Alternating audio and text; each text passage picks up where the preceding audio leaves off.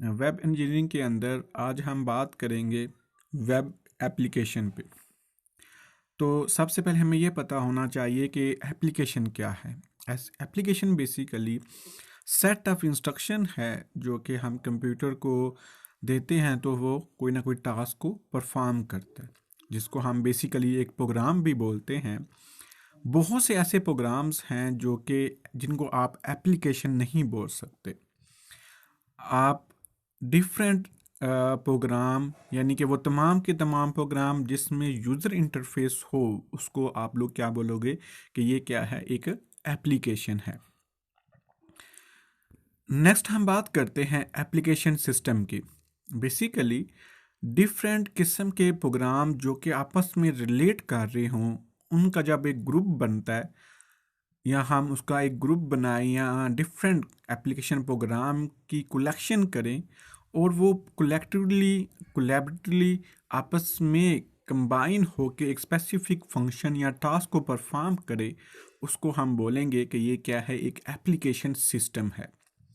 Basically application system अगर मैं overview की बात करूं तो एक यूज़र इंटरफेस और डेटाबेस के पे मुश्तमिल होता है। और एप्लीकेशन बेस जो है वो सिस्टम जो है वो डिज़ाइन और इम्प्लीमेंट डिफरेंट साइज़ की बिना पे और डिफरेंट आर्किटेक्चर की बिना पे डिफ़ाइन किया जाता है। ये बात याद रखिएगा कि एप्लीकेशन सिस्टम जो है उसके अंदर क्या होगा, डिफरेंट किस्म की कॉन्फ़िगरेशन फाइल होंगी जो कि प्रोग्राम को रन कर रही होंगी। सिस्टम की डॉक्यूमेंटेशन होगी जिसमें बेसिकली सिस्टम का जो मेन स्ट्रक्चर है वो डिस्क्राइब किया जाएगा। और एंड यूज़र डॉक्यूमेंटेशन होगी जिसमें बेसिकली उस सिस्टम को कैसे हैंडल किया जाएगा उसकी सारी की सारी डिटेल मेंशन होगी। अगर हम एप्लीकेशन की टाइप की बात करें तो हमारे पास डिफरेंट किस्म की एप्लीकेशन की टाइप्स हैं, जिसमें अगर हम यूजर्स के पॉइंट ऑफ व्यू से देखें तो ये 3 कैटेगरी में डिफाइन हो जाती है। फर्स्ट वन है डेस्कटॉप एप्लीकेशन, सेकंड वन है web application and third one है मोबाइल एप्लीकेशन। तो अगर हम बात करते हैं डेस्कटॉप एप्लीकेशन की तो बेसिकली जितनी भी सॉफ्टवेयर डेवलपमेंट जो है वो डेस्कटॉप एप्लीकेशन से ही स्टार्ट हुई थी। तो ऐसे तमाम के तमाम एप्लीकेशन या सॉफ्टवेयर जो कि आप सिंगल कंप्यूटर या लैपटॉप या डेस्कटॉप के ऊपर इंस्टॉल कर सको और स्पेसिफिक फंक्शन परफॉर्म कर सको, तो उसको आप लोग बोलोगे कि ये क्या है, एक डेस्कटॉप एप्लीकेशन है। डिफरेंट डेस्कटॉप एप्लीकेशन की टाइप्स हैं, जिसमें अगर आप बात करें कि कम्युनिकेशन की बेस पे अगर हम बात करते हैं तो माइक्रोसॉफ्ट जो आउटलुक है ये कम्युनिकेशन डेस्कटॉप एप्लीकेशन की एक एग्जांपल है। अगर मैं डाटा एनालिसिस और डायग्राम की बात करूं तो माइक्रोसॉफ्ट एक्सेल और जो विजुअल है वो बेसिकली डाटा एनालिसिस और डायग्राम की एक एग्जांपल के तौर पे आप उसको ले सकते हो। और अगर आपने कोई प्रेजेंटेशन या ग्राफिक्स के मुतल्लिक जो है वो सॉफ्टवेयर चूज़ करना है या उसको ज़रूरत है तो माइक्रोसॉफ्ट पावर पॉइंट और डॉट फोटोशॉप जो हैं ये सबसे ज़्यादा यूज़ होने वाले डेस्कटॉप एप्लीकेशंस हैं। अगर मैं मोबाइल एप्लीकेशन की बात करूं तो मोबाइल एप्लीकेशन को बेसिकली आप लोग मोस्टली जो ऐप के तौर पे बोलते हो, ये भी एक ऐसी सॉफ्टवेयर की एप्लीकेशन या सॉफ्टवेयर एप्लीकेशन है जिसको हम मोबाइल डिवाइसेस पे रन करने के लिए हम डेवलप करते हैं।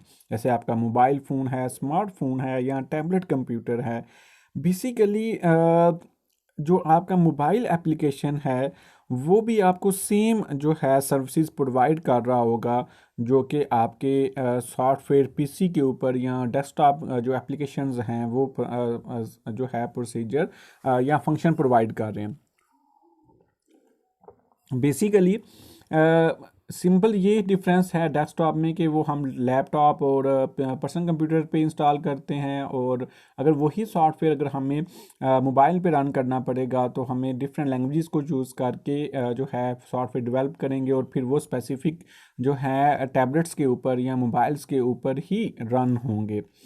तो ऐसे तमाम के तमाम सॉफ्टवेयर जो कि मोबाइल के ऊपर रन हों उसको आप लोग बोलोगे मोबाइल ऐप या मोबाइल एप्लीकेशन।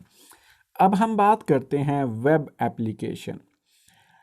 हमें पता है कि हम लोग जो है वो डिफरेंट जो है ऑनलाइन कॉमर्स पे काम कर रहे होते हैं, इंटरनेट को यूज़ कर रहे होते हैं। तो जो जो ऑनलाइन कॉमर्स का काम बढ़ता जा रहा है तो वेब एप्लीकेशन बहुत ज़्यादा इम्पोर्टेंस जो है उसकी इम्पोर्टेंट बढ़ चुकी हुई है। तो एक ऐसी एप्लीकेशन या आप ये कह लें कि ऐसा सिस्टम जो कि W3C स्टैंडर्ड टेक्नोलॉजी को यूज़ करके वेब स्पेसिफिक रिसोर्सेज को क्लाइंट जो वेब स्पेसिफिक रिसोर्सेज हैं वो क्लाइंट को दे या डिलीवर करे with the help of the browser, तो उसको हम क्या बोलेंगे, वेब एप्लीकेशन। यानी कि अगर मैं जो है W3 स्टैंडर्ड्स और टेक्नोलॉजी को यूज़ करके कोई एक वेबसाइट जो है मैं बनाता हूँ और फिर क्लाइंट को मैं इंट्रोड्यूस करवाता हूँ with the help of the Google Chrome, internet explorer, Microsoft Edge, safari etcetera, तो उसको हम क्या बोलेंगे कि ये क्या है, एक वेब एप्लीकेशन है। या अगर मैं सिंप्लीफाई करूँ तो एक ऐसी एप्लीकेशन जो कि वेब ब्राउज़र को यूज़ करके हम यूज़ कर सकें तो उसको हम बोलेंगे कि ये क्या है, एक वेब एप्लीकेशन है। जैसे Draaz.pk है, इसके अलावा जो है आपकी अमेज़ॉन जो है, ये सारी की सारी क्या हैं, एक वेब एप्लीकेशंस हैं। जब हम वेब एप्लीकेशन की कैटेगरी की बात करें तो हमारे पास डिफरेंट किस्म की कैटेगरी है। इंफॉर्मेशनल है जिसमें डिफरेंट इंफॉर्मेशन होती है, इंटरेक्टिव है जिसमें यूज़र प्रोवाइड इंफॉर्मेशन या कस्टमाइज असेस होती है, जिसमें आपके रजिस्ट्रेशन फॉर्म या कस्टमाइज इंफॉर्मेशन या गेम्स वगैरह होती हैं, ट्रांजैक्शन जिसमें आपकी ई शॉपिंग या आप चीज़ें ऑनलाइन चीज़ें सेल करते हो, परचेज करते हो, बैंकिंग का या वर्क फ्लो है, प्लानिंग या स्केजुलिंग सिस्टम कर रहे होते हो, इन्वेंट्री को मैनेज कर रहे होते हो, स्टेटस मॉनिटरिंग कर रहे होते हो। तो इस तरह डिफरेंट किस्म की कैटेगरीज हैं जो कि ऑनलाइन कम्युनिकेशन मार्केट प्लेस हैं, चैट ग्रुप्स जिसमें आ जाते हैं, व्हाट्सएप वगैरह या स्काइप वगैरह आ जाती है, वेब पोर्टल्स जो हैं, वेब सर्विसेज जो हैं, ये डिफरेंट किस्म की जो हैं वेब एप्लीकेशन की कैटेगरीज हैं। तो यहाँ पे मैं थोड़ा सा एक कंसेप्ट देना चाह रहा हूँ कि हमें ये पता होना चाहिए कि वेब इंजीनियरिंग क्या है। Basically web engineering scientific engineering और मैनेजमेंट प्रिंसिपल को यूज़ करके एक बहुत ही ज़्यादा कॉस्ट इफेक्टिव जो है एक ऐप को डेवलप करे, उसको डिप्लॉय करना इजी हो, उसको मेंटेन करना इजी हो। तो ये जो सारी की सारी जो वेब इंजीनियरिंग है, हमें इन चीज़ों को फॉलो करके हमें एक अच्छी जो ऐप है वो प्रोवाइड कर देता है, या एक वेब सिस्टम या एप्लीकेशन को प्रोवाइड कर देता है। बेसिकली वेब इंजीनियरिंग प्रोसेस की जो आउटकम है वो एक वेब एप्लीकेशंस हैं जो कि डिफरेंट वेब पेजेस देंगे, और उसके ऊपर आप डिफरेंट किस्म की जो है इंफॉर्मेशन डिस्प्ले कर सकते हो, डिफरेंट किस्म के प्रोसेस जो हैं वो परफॉर्म कर सकते हो with the help of the web browser. तो आप ये कह सकते हैं कि सॉफ्टवेयर इंजीनियरिंग के अंदर जो स्पेशलाइजेशन है कि या सॉफ्टवेयर इंजीनियरिंग के अंदर एक स्पेशल जो फॉर्म है या उसकी ब्रांच है वो क्या है, वेब इंजीनियरिंग है, जो कि वेब के रिलेटेड जो है डाटा या टेक्नोलॉजी को प्रेफर करती है। अच्छा, यहाँ पे एक और बात आप लोगों ने याद रखनी है कि वेब इंजीनियरिंग सिर्फ और सिर्फ HTML और जावास्क्रिप्ट का नाम नहीं है, बल्कि जो है ये एक सिस्टमेटिकली डेवलपमेंट है, एक सिस्टमेटिकली वे लेआउट देता है आपको कि आप डिफरेंट वेब एप्लीकेशन जो है वो डेवलप कर सकें अकॉर्डिंग टू स्पेसिफिक मेथोडोलॉजी या स्पेसिफिक जो है मेथड्स को यूज़ करके। और जब भी आप लोग वेबसाइट बनाते हो तो उसमें स्टैंडर्ड जो हैं वो बहुत ज़्यादा इम्पोर्टेंट होते हैं, जिस तरह बाकी फील्ड में भी स्टैंडर्ड्स मौजूद हैं। और जब हम डेवलपमेंट की बात करते हैं तो जाहिर सी बात है हमें एक प्रोसेस में से गुजरना पड़ता है। तो वेब एप्लीकेशन डेवलपमेंट प्रोसेस भी एक ऐसा प्रोसेस है जिसमें डिफरेंट प्रोसीजर्स हैं, डिफरेंट स्टैंडर्ड्स हैं, जिनको हम फॉलो करके एक अच्छी वेब एप्लीकेशन को डेवलप कर सकते हैं। हर एक जो प्रोसेस है वेब एप्लीकेशन डेवलपमेंट का प्रोसेस, उसके अंदर प्री डिफाइंड स्टेजेस और फेजेस हैं, और हर एक जो स्टेज और फेज जो है वो एक सीक्वेंस रखता है, और हम सीक्वेंस के थ्रू चलते हुए एक वेब एप्लीकेशन को क्रिएट कर सकते हैं। फर्स्ट वन जैसे देखें यहाँ पे, फर्स्ट वन है डिफाइनिंग रिक्वायरमेंट्स, सेकंड वन पे हम अपने जो है वो डिज़ाइन करते हैं, फिर इम्प्लीमेंटेशन करते हैं, फिर टेस्टिंग करते हैं, और एट द एंड हम इसको रिलीज़ कर देते हैं। अगर हम फेजेस की बात करें तो इसके अंदर मेन जो फेजेस हैं वो डिफाइन रिक्वायरमेंट्स हैं, डिज़ाइन है, इम्प्लीमेंटेशन, टेस्ट और रिलीज़ हैं। तो सबसे पहले हम बात करते हैं डिफाइंड रिक्वायरमेंट्स। बेसिकली ये एक ऐसा फेज़ है जिसमें हम किसी भी वेब एप्लीकेशन का जो स्कोप है वो डिफ़ाइन करते हैं कि वो वेब एप्लीकेशन जो है वो क्या काम करेगी, उसके मेन फीचर्स क्या होंगे।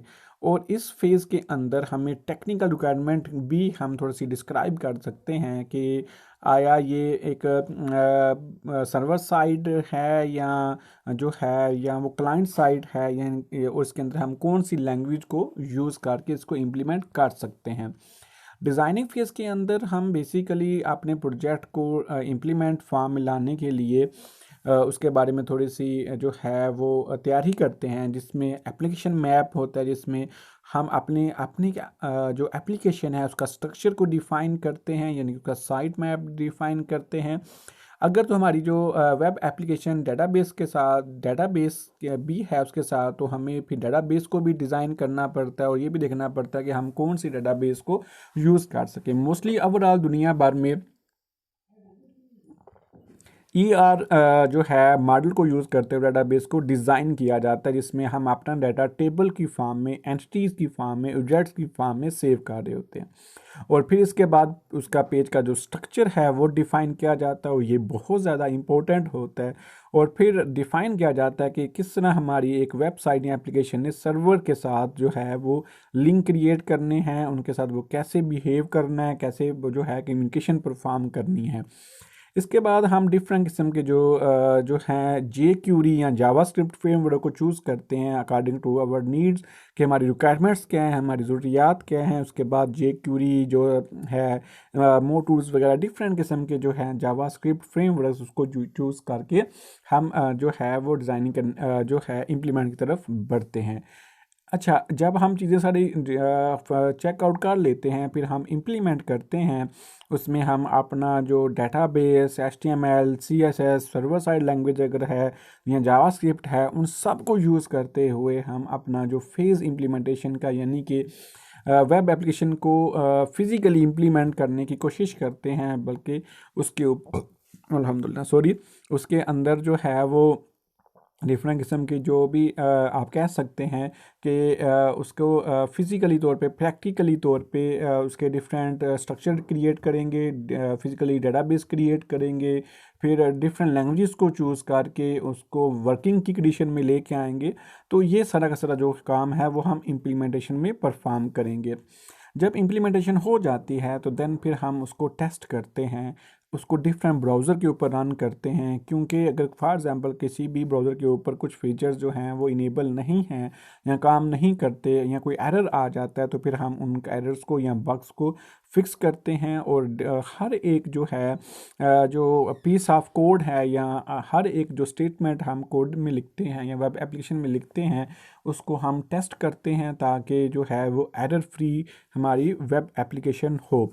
इसके बाद लास्ट स्टेज पे हम उसको